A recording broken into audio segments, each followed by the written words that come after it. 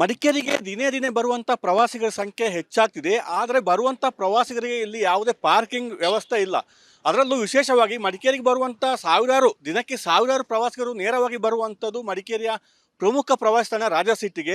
ರಾಜಾಸೀಟಿಗೆ ಬರುವಂಥವರಿಗೆ ಇಲ್ಲಿ ಪಾರ್ಕಿಂಗ್ ವ್ಯವಸ್ಥೆನೇ ಇಲ್ಲ, ರಸ್ತೆಯಲ್ಲಿ ನಿಲ್ಲಿಸುವಂಥದ್ದು. ಈಗ ನಾವು ಇದ್ದೇವೆ, ರಸ್ತೆ ಇದು ಮಡಿಕೇರಿ ಮುಖ್ಯ ರಸ್ತೆ ರಾಜಾಸೀಟ್ ಮಾರ್ಗವಾಗಿ ಹೋಗುವಂಥದ್ದು.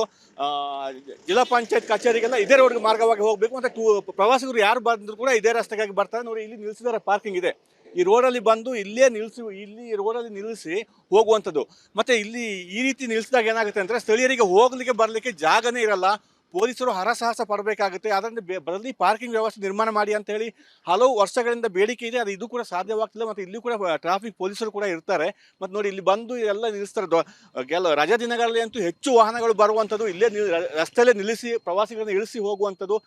ಆ ಸಂದರ್ಭ ತೀವ್ರ ಸಮಸ್ಯೆ ಆಗುತ್ತೆ. ನೋಡಿ, ರಾಜಾ ಸೀಟಲ್ಲಿ ಪಕ್ಕದಲ್ಲಿದೆ, ಅಲ್ಲೇ ಕಾಣುವಂಥದ್ದು ರಾಜಾ ಸೀಟ್. ಇಲ್ಲಿ ಈ ರಸ್ತೆಯಲ್ಲಿ ವಾಹನ ಪಾರ್ಕಿಂಗ್ ಮಾಡುವಂಥದ್ದು. ಈ ರಸ್ತೆ ಎಷ್ಟು ವಾಹನ ನಿಲ್ಲಿಸ್ಬೋದು ಅಂತ ನೋಡಿ. ಇಲ್ಲಿ ಒಂದು 50 ವಾಹನ ನಿಲ್ಲಿಸಿದ್ರೆ ಸಂಪೂರ್ಣ ಭರ್ತಿ ಆಗುತ್ತೆ. ಮತ್ತು ವಾಹನಕ್ಕೆ ಪಾರ್ಕಿಂಗ್ ಇಲ್ಲ ಅಂತ ಹೇಳಿ ಎಲ್ಲೆಲ್ಲಿ ರಸ್ತೆ ಇರುತ್ತೆ ಆ ರಸ್ತೆಗಳೆಲ್ಲ ಹೋಗಿ ಪಾರ್ಕಿಂಗ್ ಮಾಡುವಂಥದ್ದು. ಅದರಿಂದ ಈ ಪಕ್ಕದಲ್ಲಿ ಒಂದು ತೋಟಗಾರಿಕೆ ಇಲಾಖೆಗೆ ಸೇರಿದಂಥ ಜಾಗ ಇದೆ. ಇಲ್ಲಿ ಏನು ಶೇಡ್ ನೆಟ್ ಹಾಕಿದ್ದಾರೆ. ಅದರ ಒಳಗಡೆ ಒಂದು 2 ರಿಂದ 3 ಎಕರೆ ಜಾಗ ಇದೆ. ಅದನ್ನು ಪಾರ್ಕಿಂಗ್ ವ್ಯವಸ್ಥೆ ಮಾಡಿ ಅಂತ ಹೇಳುವಂಥದ್ದು ಆಗ್ರಹ ಕೂಡ ಕೇಳಿ ಬರ್ತಾ ಇದೆ. ಯಾಕೆಂದರೆ ಇಲ್ಲಿ ಪುಟಾಣಿ ರೈಲಿತ್ತು, ಹಲವು ವರ್ಷಗಳ ಹಿಂದೆ ಪುಟಾಣಿ ರೈಲಿತ್ತು ರಾಜಾಸೀಟ್ ಪಕ್ಕದಲ್ಲಿ. ಅದು ಬಂದಾಗೆ ಸುಮಾರು 6-7 ವರ್ಷ ಆಗಿದೆ. ಅದರಿಂದ ಆ ಜಾಗವನ್ನು ಅದನ್ನು ತೆರವು ಮಾಡಿ ಪಾರ್ಕಿಂಗ್ ವ್ಯವಸ್ಥೆ ಮಾಡಿದ್ರೆ ಸುಮಾರು ಒಂದು 500-600 ವಾಹನಗಳು ನಿಲ್ಲಿಸ್ಬೋದು ಅಂತ ಹೇಳುವಂಥದ್ದು ಒಂದು ಮನವಿ ಇದೆ. ಅದರಿಂದ ಅದಕ್ಕೆ ನಗರಸಭೆ ಮತ್ತು ತೋಟಗಾರಿಕೆ ಇಲಾಖೆ ಒಪ್ಕೊಂಡು ಇಲ್ಲಿ ಪಾರ್ಕಿಂಗ್ ವ್ಯವಸ್ಥೆ ಮಾಡಬೇಕು.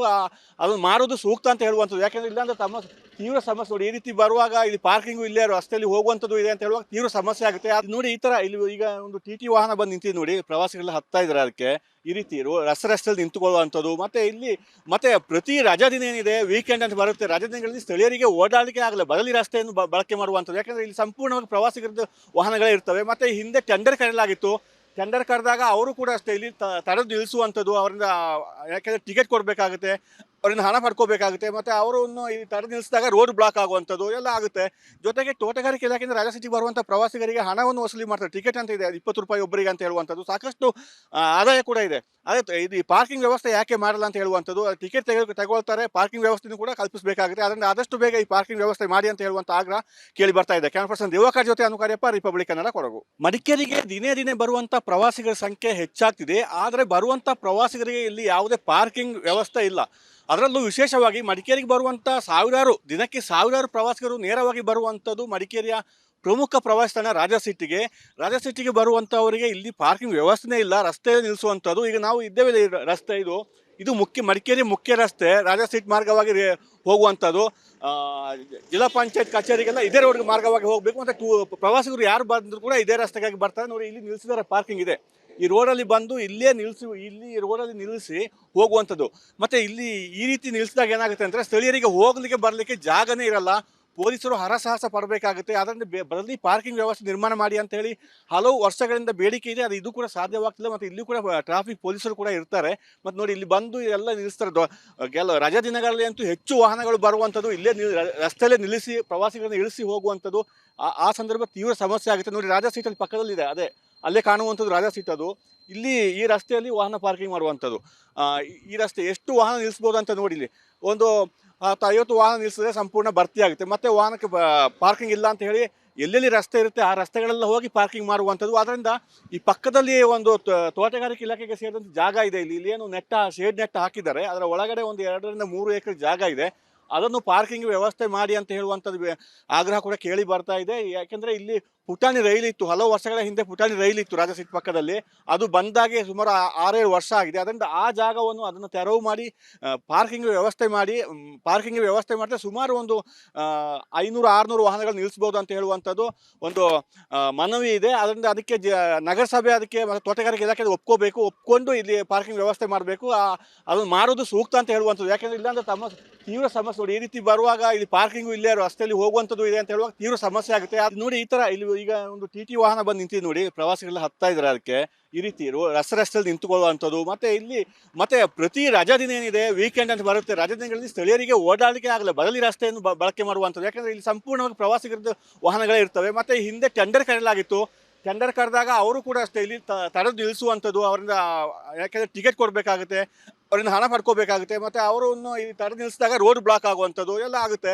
ಜೊತೆಗೆ ತೋಟಗಾರಿಕೆ ಇಲಾಖೆಯಿಂದ ರಾಜ ಸಿಟಿಗೆ ಬರುವಂಥ ಪ್ರವಾಸಿಗರಿಗೆ ಹಣವನ್ನು ವಸೂಲಿ ಮಾಡ್ತಾರೆ. ಟಿಕೆಟ್ ಅಂತ ಇದೆ, 20 ರೂಪಾಯಿ ಒಬ್ಬರಿಗೆ ಅಂತ ಹೇಳುವಂಥದ್ದು. ಸಾಕಷ್ಟು ಆದಾಯ ಕೂಡ ಇದೆ. ಅದೇ ಇದು ಈ ಪಾರ್ಕಿಂಗ್ ವ್ಯವಸ್ಥೆ ಯಾಕೆ ಮಾಡಲ್ಲ ಅಂತ ಹೇಳುವಂಥದ್ದು. ಟಿಕೆಟ್ ತಗೊಳ್ತಾರೆ, ಪಾರ್ಕಿಂಗ್ ವ್ಯವಸ್ಥೆನೂ ಕೂಡ ಕಲ್ಪಿಸಬೇಕಾಗುತ್ತೆ. ಅದರಿಂದ ಆದಷ್ಟು ಬೇಗ ಈ ಪಾರ್ಕಿಂಗ್ ವ್ಯವಸ್ಥೆ ಮಾಡಿ ಅಂತ ಹೇಳುವಂಥ ಆಗ್ರಹ ಕೇಳಿ ಬರ್ತಾ ಇದೆ. ಕ್ಯಾಮರಾ ಪರ್ಸನ್ ದಿವಾಕರ್ ಜೊತೆ ಅನುಕಾರ್ಯಪ್ಪ, ರಿಪಬ್ಲಿಕ್ ಕನ್ನಡ, ಕೊಡಗು. ಮಡಿಕೇರಿಗೆ ದಿನೇ ದಿನೇ ಬರುವಂಥ ಪ್ರವಾಸಿಗರ ಸಂಖ್ಯೆ ಹೆಚ್ಚಾಗ್ತಿದೆ. ಆದರೆ ಬರುವಂಥ ಪ್ರವಾಸಿಗರಿಗೆ ಇಲ್ಲಿ ಯಾವುದೇ ಪಾರ್ಕಿಂಗ್ ವ್ಯವಸ್ಥೆ ಇಲ್ಲ.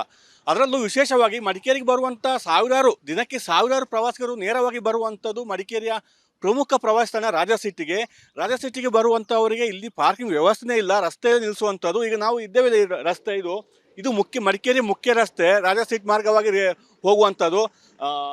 ಜಿಲ್ಲಾ ಪಂಚಾಯತ್ ಕಚೇರಿಗೆಲ್ಲ ಇದೇ ರೋಡ್ ಮಾರ್ಗವಾಗಿ ಹೋಗಬೇಕು. ಮತ್ತು ಪ್ರವಾಸಿಗರು ಯಾರು ಬಂದರೂ ಕೂಡ ಇದೇ ರಸ್ತೆಗಾಗಿ ಬರ್ತಾರೆ. ನೋಡಿ, ಇಲ್ಲಿ ನಿಲ್ಲಿಸಿದರೆ ಪಾರ್ಕಿಂಗ್ ಇದೆ. ಈ ರೋಡಲ್ಲಿ ಬಂದು ಇಲ್ಲಿ ರೋಡಲ್ಲಿ ನಿಲ್ಲಿಸಿ ಹೋಗುವಂಥದ್ದು. ಮತ್ತು ಇಲ್ಲಿ ಈ ರೀತಿ ನಿಲ್ಲಿಸಿದಾಗ ಏನಾಗುತ್ತೆ ಅಂದರೆ ಸ್ಥಳೀಯರಿಗೆ ಹೋಗಲಿಕ್ಕೆ ಬರಲಿಕ್ಕೆ ಜಾಗನೇ ಇರಲ್ಲ. ಪೊಲೀಸರು ಹರಸಾಹಸ ಪಡಬೇಕಾಗುತ್ತೆ. ಅದರಿಂದ ಬದಲಿ ಪಾರ್ಕಿಂಗ್ ವ್ಯವಸ್ಥೆ ನಿರ್ಮಾಣ ಮಾಡಿ ಅಂತ ಹೇಳಿ ಹಲವು ವರ್ಷಗಳಿಂದ ಬೇಡಿಕೆ ಇದೆ. ಇದು ಕೂಡ ಸಾಧ್ಯವಾಗ್ತಿಲ್ಲ. ಮತ್ತು ಇಲ್ಲಿ ಕೂಡ ಟ್ರಾಫಿಕ್ ಪೊಲೀಸರು ಕೂಡ ಇರ್ತಾರೆ. ಮತ್ತು ನೋಡಿ, ಇಲ್ಲಿ ಬಂದು ಎಲ್ಲ ನಿಲ್ಲಿಸ್ತಾರೆ. ರಜಾ ದಿನಗಳಲ್ಲಿ ಅಂತೂ ಹೆಚ್ಚು ವಾಹನಗಳು ಬರುವಂಥದ್ದು, ಇಲ್ಲೇ ರಸ್ತೆಯಲ್ಲೇ ನಿಲ್ಲಿಸಿ ಪ್ರವಾಸಿಗರನ್ನು ಇಳಿಸಿ ಹೋಗುವಂಥದ್ದು. ಆ ಸಂದರ್ಭ ತೀವ್ರ ಸಮಸ್ಯೆ ಆಗುತ್ತೆ. ನೋಡಿ, ರಾಜಾ ಸೀಟಲ್ಲಿ ಪಕ್ಕದಲ್ಲಿದೆ, ಅಲ್ಲೇ ಕಾಣುವಂಥದ್ದು ರಾಜಾ ಸೀಟ್. ಇಲ್ಲಿ ಈ ರಸ್ತೆಯಲ್ಲಿ ವಾಹನ ಪಾರ್ಕಿಂಗ್ ಮಾಡುವಂಥದ್ದು. ಈ ರಸ್ತೆ ಎಷ್ಟು ವಾಹನ ನಿಲ್ಲಿಸ್ಬೋದು ಅಂತ ನೋಡಿ. ಇಲ್ಲಿ ಒಂದು 50 ವಾಹನ ನಿಲ್ಲಿಸಿದ್ರೆ ಸಂಪೂರ್ಣ ಭರ್ತಿ ಆಗುತ್ತೆ. ಮತ್ತು ವಾಹನಕ್ಕೆ ಪಾರ್ಕಿಂಗ್ ಇಲ್ಲ ಅಂತ ಹೇಳಿ ಎಲ್ಲೆಲ್ಲಿ ರಸ್ತೆ ಇರುತ್ತೆ ಆ ರಸ್ತೆಗಳೆಲ್ಲ ಹೋಗಿ ಪಾರ್ಕಿಂಗ್ ಮಾಡುವಂಥದ್ದು. ಅದರಿಂದ ಈ ಪಕ್ಕದಲ್ಲಿ ಒಂದು ತೋಟಗಾರಿಕೆ ಇಲಾಖೆಗೆ ಸೇರಿದಂಥ ಜಾಗ ಇದೆ. ಇಲ್ಲಿ ಏನು ಶೇಡ್ ನೆಟ್ ಹಾಕಿದ್ದಾರೆ. ಅದರ ಒಳಗಡೆ ಒಂದು 2 ರಿಂದ 3 ಎಕರೆ ಜಾಗ ಇದೆ. ಅದನ್ನು ಪಾರ್ಕಿಂಗ್ ವ್ಯವಸ್ಥೆ ಮಾಡಿ ಅಂತ ಹೇಳುವಂಥದ್ದು ಆಗ್ರಹ ಕೂಡ ಕೇಳಿ ಬರ್ತಾ ಇದೆ. ಯಾಕೆಂದರೆ ಇಲ್ಲಿ ಪುಟಾಣಿ ರೈಲಿತ್ತು, ಹಲವು ವರ್ಷಗಳ ಹಿಂದೆ ಪುಟಾಣಿ ರೈಲಿತ್ತು ರಾಜ ಸಿಟಿ ಪಕ್ಕದಲ್ಲಿ. ಅದು ಬಂದಾಗೆ ಸುಮಾರು 6-7 ವರ್ಷ ಆಗಿದೆ. ಅದರಿಂದ ಆ ಜಾಗವನ್ನು ಅದನ್ನು ತೆರವು ಮಾಡಿ ಪಾರ್ಕಿಂಗ್ ವ್ಯವಸ್ಥೆ ಮಾಡಿದ್ರೆ ಸುಮಾರು ಒಂದು 500-600 ವಾಹನಗಳು ನಿಲ್ಲಿಸ್ಬೋದು ಅಂತ ಹೇಳುವಂಥದ್ದು ಒಂದು ಮನವಿ ಇದೆ. ಅದರಿಂದ ಅದಕ್ಕೆ ನಗರಸಭೆ ಅದಕ್ಕೆ ಮತ್ತು ತೋಟಗಾರಿಕೆ ಇಲಾಖೆ ಒಪ್ಕೊಂಡು ಇಲ್ಲಿ ಪಾರ್ಕಿಂಗ್ ವ್ಯವಸ್ಥೆ ಮಾಡಬೇಕು. ಅದನ್ನು ಮಾಡೋದು ಸೂಕ್ತ ಅಂತ ಹೇಳುವಂಥದ್ದು. ಯಾಕೆಂದರೆ ಇಲ್ಲಾಂದರೆ ತೀವ್ರ ಸಮಸ್ಯೆ. ನೋಡಿ, ಈ ರೀತಿ ಬರುವಾಗ ಇಲ್ಲಿ ಪಾರ್ಕಿಂಗು ಇಲ್ಲೇ ರಸ್ತೆಯಲ್ಲಿ ಹೋಗುವಂಥದ್ದು ಇದೆ ಅಂತ ಹೇಳುವಾಗ ತೀವ್ರ ಸಮಸ್ಯೆ ಆಗುತ್ತೆ. ಅದು ನೋಡಿ, ಈ ಥರ ಇಲ್ಲಿ ಈಗ ಒಂದು TT ವಾಹನ ಬಂದು ನಿಂತಿದೆ ನೋಡಿ, ಪ್ರವಾಸಿಗಳೆಲ್ಲ ಹತ್ತಾ ಇದ್ದಾರೆ. ಅದಕ್ಕೆ ಈ ರೀತಿ ರಸ್ತೆಯಲ್ಲಿ ನಿಂತುಕೊಳ್ಳುವಂಥದ್ದು. ಮತ್ತೆ ಪ್ರತಿ ರಜಾ ದಿನ ಏನಿದೆ, ವೀಕೆಂಡ್ ಅಂತ ಬರುತ್ತೆ, ರಜಾ ದಿನಗಳಲ್ಲಿ ಸ್ಥಳೀಯರಿಗೆ ಓಡಾಡಲಿಕ್ಕೆ ಆಗಲ್ಲ, ಬದಲಿ ರಸ್ತೆಯನ್ನು ಬಳಕೆ ಮಾಡುವಂಥದ್ದು. ಯಾಕಂದರೆ ಇಲ್ಲಿ ಸಂಪೂರ್ಣವಾಗಿ ಪ್ರವಾಸಿಗರದ್ದು ವಾಹನಗಳೇ ಇರ್ತವೆ. ಮತ್ತು ಹಿಂದೆ ಟೆಂಡರ್ ಕರೆಯಲಾಗಿತ್ತು. ಟೆಂಡರ್ ಕರೆದಾಗ ಅವರು ಕೂಡ ಅಷ್ಟೇ ಇಲ್ಲಿ ತಡೆದು ನಿಲ್ಲಿಸುವಂಥದ್ದು, ಅವರಿಂದ ಯಾಕೆಂದರೆ ಟಿಕೆಟ್ ಕೊಡಬೇಕಾಗುತ್ತೆ, ಅವರಿಂದ ಹಣ ಪಡ್ಕೋಬೇಕಾಗುತ್ತೆ, ಮತ್ತು ಅವರನ್ನು ಈ ತಡೆದು ನಿಲ್ಲಿಸಿದಾಗ ರೋಡ್ ಬ್ಲಾಕ್ ಆಗುವಂಥದ್ದು ಎಲ್ಲ ಆಗುತ್ತೆ. ಜೊತೆಗೆ ತೋಟಗಾರಿಕೆ ಇಲಾಖೆಯಿಂದ ರಾಜ ಸಿಟಿಗೆ ಬರುವಂಥ ಪ್ರವಾಸಿಗರಿಗೆ ಹಣವನ್ನು ವಸೂಲಿ ಮಾಡ್ತಾರೆ. ಟಿಕೆಟ್ ಅಂತ ಇದೆ, 20 ರೂಪಾಯಿ ಒಬ್ಬರಿಗೆ ಅಂತ ಹೇಳುವಂಥದ್ದು. ಸಾಕಷ್ಟು ಆದಾಯ ಕೂಡ ಇದೆ. ಇದು ಈ ಪಾರ್ಕಿಂಗ್ ವ್ಯವಸ್ಥೆ ಯಾಕೆ ಮಾಡಲ್ಲ ಅಂತ ಹೇಳುವಂಥದ್ದು. ಟಿಕೆಟ್ ತಗೊಳ್ತಾರೆ, ಪಾರ್ಕಿಂಗ್ ವ್ಯವಸ್ಥೆನೂ ಕೂಡ ಕಲ್ಪಿಸಬೇಕಾಗುತ್ತೆ. ಅದರಿಂದ ಆದಷ್ಟು ಬೇಗ ಈ ಪಾರ್ಕಿಂಗ್ ವ್ಯವಸ್ಥೆ ಮಾಡಿ ಅಂತ ಹೇಳುವಂಥ ಆಗ್ರಹ ಕೇಳಿ ಬರ್ತಾ ಇದೆ. ಕ್ಯಾಮರಾ ಪರ್ಸನ್ ದಿವಾಕರ್ ಜೊತೆ ಅನುಕಾರ್ಯಪ್ಪ, ರಿಪಬ್ಲಿಕ್ ಕನ್ನಡ, ಕೊಡಗು.